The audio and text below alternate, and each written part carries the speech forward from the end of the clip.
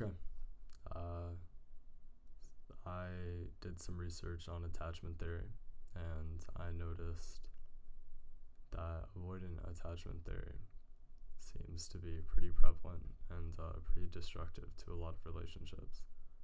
So I wanted to make a video on it, maybe shed some light on it. Okay.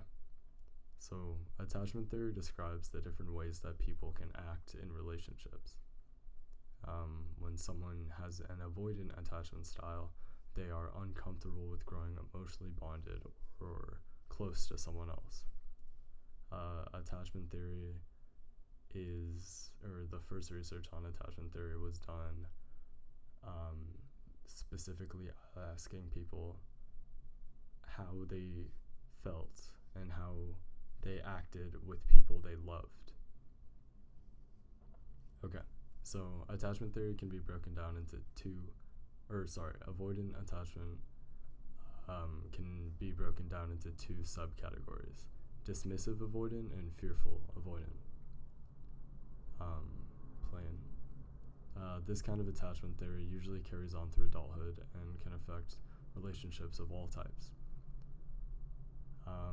So here are 8 signs of an avoidant attachment style. Number 1, you were emotionally neglected during your childhood. So, do you feel safer keeping your intense emotions to yourself? Childhood neglect can be traumatic and often develops into an avoidant attachment style. According to Healthline, some parents might discourage their child from outwardly expressing both positive and negative emotions. These parents may have ignored the needs of their child when they were emotionally vulnerable. This is the sign of an avoidant attachment because it conditions children to not only fend for themselves, but also hide their emotions and vulnerabilities from others. Number 2, you tend to suppress your emotions. Were you taught to view your emotional expressions as a weakness? Do you find that you're better off dealing with things internally? Do you tend to bother emotions and internally punish yourself for being vulnerable? People with avoidant attachment are uncomfortable disclosing their vulnerability, and they may look down on people who are more emotionally vulnerable than themselves. Number 3, you have trouble dealing with emotional intimacy. Do you have difficulty with emotional expression in relationships? Do you keep conversations on a comfortable surface level or take extended periods of me time? When you have an avoidant attachment style, you shy away from emotional closeness. Afraid to reveal too much about yourself, you struggle with not wanting to lead others on for anything in relationships. This emotional distance can make other people confused, and they might even take it personally. But the truth is, it's actually a defense mechanism for you. Number 4, you have extreme boundaries. Do you have a very specific, firm, and strict boundaries? This can go as far as restricting the amount of time you spend with others, refusing to share about certain parts of your life. I do want to emphasize that there's nothing wrong with having boundaries. However, having healthy boundaries is essential to maintaining healthy relationships, but people with excessive boundaries may appear distant or closed off. Number 5, you have shallow relationships. Do you like to keep relationships at a shallow level, whether it be romantic or platonic?